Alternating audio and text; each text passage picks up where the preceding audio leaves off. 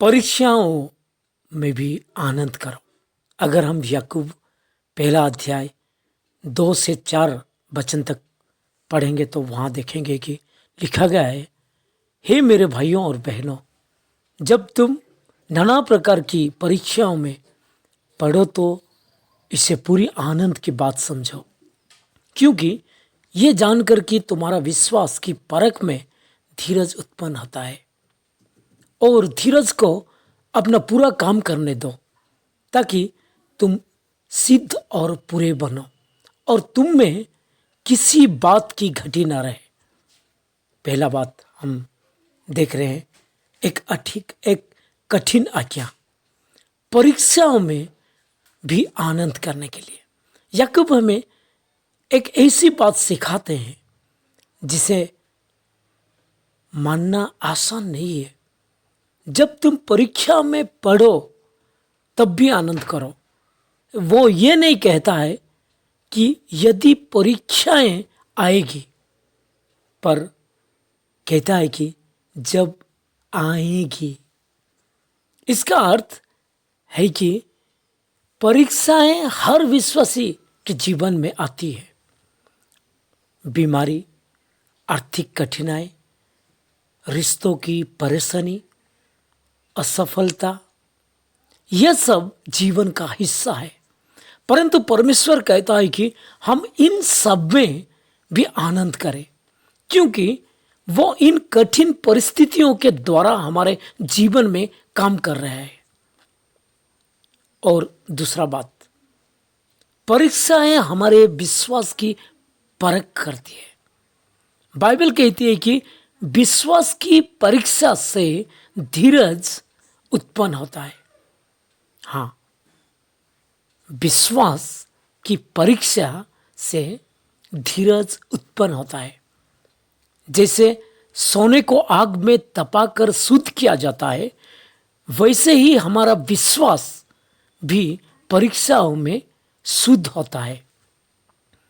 जब सब कुछ अच्छा चलता है तब विश्वास आसान लगता है, लेकिन जब परिस्थितियां कठिन होती है तभी हमारा विश्वास सच्चा सिद्ध होता है। धीरज हमें आत्मिक रूप से परिपक्व बनाता है। परमेश्वर का उद्देश्य केवल हमें आराम देना नहीं, बल्कि हमें परिपक्व और सिद्ध बनाना है। धीरज हमें यह सिखाता है। धैर्य रहना, प्रार्थना में बने रहना, परमेश्वर पर पूरी तरह निर्भर करना और उसके समय पर भरोसा रखना।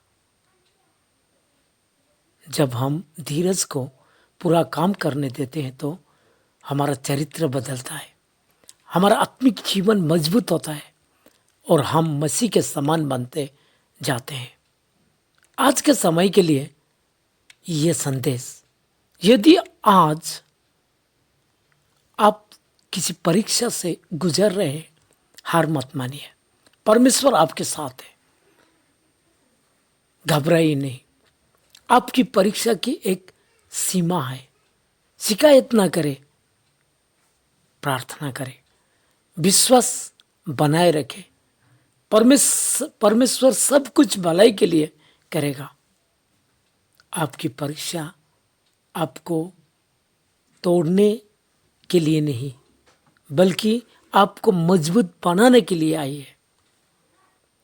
याकूब पहला अध्याय का ये 2, 3, 4 जो वचन हम पढ़े, तो हमें ये जो याकूब 1 का वो 2, 3, 4 वचन में हमें ये सीखना पड़ता है कि परीक्षाएं हमारे विश्वास की दुश्मन नहीं, बल्कि उसे मजबूत करने का माध्यम है। यदि हम धीरज से टिके रहें तो हम आत्मिक रूप से सिद्ध होंगे और हमें किसी बात की घटी ना रहेगी। आपका दुख व्यर्थ नहीं है। आपका दर्द परमेश्वर के हाथ में उद्देश्य बन जाएगा और आपका धीरज आपको विजय तक पहुंचाएगा। तो जब दुख हो या परीक्षाएं आती है तो प्रभु के पास और प्रभु के साथ जुड़ी रहना। प्रभु हमें आशीष दे।